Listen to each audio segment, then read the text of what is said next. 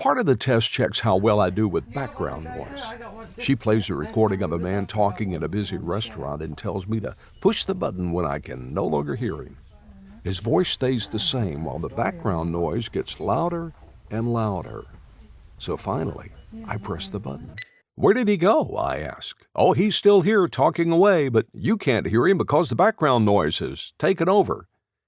And I think of it again, how easy it is to miss the voice when the world gets loud. Immediately, I'm transported back into John chapter 16. When he comes, he will speak, Jesus told his guys on that dark, dusty path. On the night he said that to his guys, background noise wasn't an issue. For long stretches, the only things that broke their silence were the scrape of their sandals and the beating of their anxious hearts. On the day he said that to me, I had a woman speaking into my head and Costco shoppers right outside the booth. My watch pinged. My phone lit up. Background noise is an issue for me. He will speak in the silence we create. Silence becomes the next movement of our quiet transformation. To many, silence feels like absence, but inside the human mind, silence is the birthplace of clarity. Neuroscientist Judson Brewer says, in quiet spaces, the brain integrates scattered experience into meaning. And Jesus describes the same thing in verse 13. Truth rising not from noise or pressure, but from a quiet interior space where God and human awareness meet.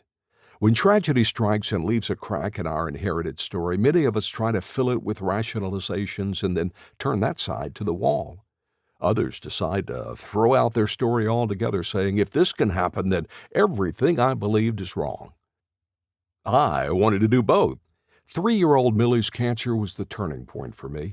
Her diagnosis and treatment tested the limits of our Sunday school faith. We celebrated clear scans. We looked forward to March and the end of treatment. Then in late November, the crack appeared again, this time as a doctor's voice saying, it's back. There are no more options.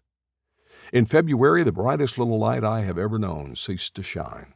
And this little light of mine, the one I carried since childhood, was snuffed out too. Jesus' teaching wasn't meant to replace their narrative, but to awaken them within it. Today, we may be shaped by family expectations, cultural scripts, or quiet wounds we rarely talk about. In either case, the invitation is the same. Don't throw the story away. Look more deeply into it. John O'Donohue, one of my favorite contemplative writers, captured this spirit when he wrote, "There is a place in you that has never been wounded." Jesus called this the helper, the presence that stands alongside, the inner witness untouched by old narratives, ready to speak when we grow quiet enough to listen. This is the kind of transformation he describes, one that emerges through lived experience, not pressure. When we begin to understand our inherited story, become honest about our questions, grow comfortable with the silence, and listen for the quiet truth rising within, we don't become louder or more driven. We become steadier, less divided, more at peace in our own skin. This is abundant life, not a trophy, not an accomplishment, not a path to spiritual superiority, just life lived from the inside out, where truth rises slowly and steadies the whole person. Even when the world gets louder, the voice remains, still speaking, still guiding, one day at a time, one question at a time, one rising truth at a time. Thanks for listening to The John Project. This is just one man's honest, examined journey, and I hope it helps you listen for your own. Until next time, take care.